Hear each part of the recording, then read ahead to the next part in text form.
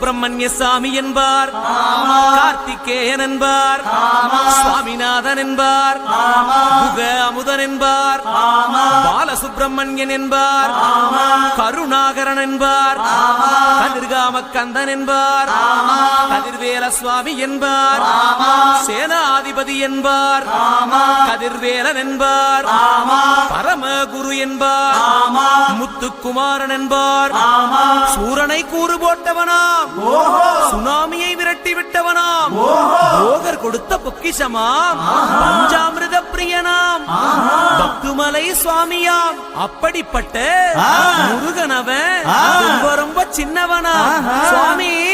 சின்ன சின்ன முருகைய சிங்கார முருகைய, கொஞ்சி கொஞ்சி தமிழ் பேசும் செந்தில் வடிவேலனவ.